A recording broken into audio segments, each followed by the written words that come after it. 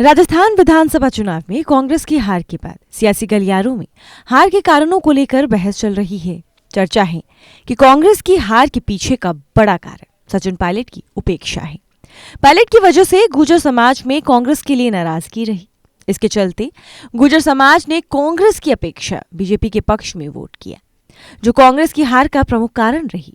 इसका परिणाम आप चुनावी नतीजों में जरूर देख सकते हैं। राजस्थान के अलवर, भरतपुर, बूंदी, दौसा, धौलपुर, करौली, सवाई माधोपुर और टोंक समेत जिलों की सीटों को गुर्जर बाहुल्य क्षेत्र माना जाता है। पिछली बार कांग्रेस ने विधानसभा चुनाव में यहां से 29 सीटें जीती थी, लेकिन इस बार पायलट की उपेक्षा कांग्रेस को भारी पड़ी है। इसके कारण कांग्रेस को गुर्जर समाज की नाराजगी को झेलना पड़ा। इस विधानसभा चुनाव के नतीजे के आंकड़ों पर नजर डालें तो इन क्षेत्रों में कांग्रेस की 10 सीटें घटी हैं, यानी इस बार कांग्रेस को इन क्षेत्रों में 19 सीटें ही हासिल हो पाई हैं, जबकि बीजेपी को गुर्जर समाज का साथ मिलने के बाद 14 सीटों का फायदा हुआ। चुनावी नतीजों के बाद तो ये तो साफ हो गया कि गुर्जर समाज का जो सपोर्ट है वो कांग्रेस की वजह इस बार बीजेपी को मिला है। पिछली बार कांग्रेस के पास 29 सीटें थी। 2018 में पायलट को मुख्यमंत्री नहीं बनाए जाने के बाद से गुर्जर समाज कांग्रेस से काफी नाराज चल रहा था। इसको लेकर चर्चा है कि पायलट की उपेक्षा ही कांग्रेस को भारी पड़ी है। गुर्जर समाज ने इस चुनाव में एकजुट होकर कांग्रेस के खिलाफ बीजेपी को वोट दिया है।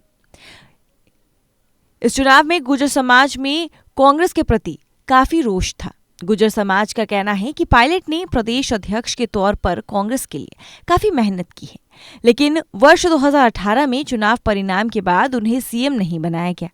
उधर गुर्जर समाज के लोगों ने चुनाव से पहले अलग अलग बैठकें की और कांग्रेस की अपेक्षा बीजेपी को वोट देने का फैसला किया।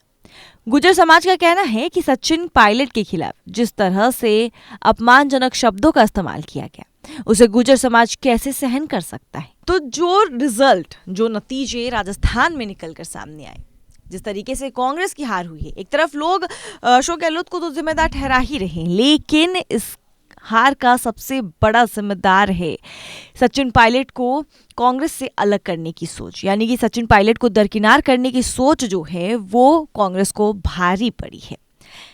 कहीं ना कहीं बीजेपी ये बात समझ चुकी थी कि वसुंधरा राजे अगर बीजेपी से दरकिनार की जाती हैं तो कहीं ना कहीं जो वोट बैंक है बीजेपी का वो घट सकता है।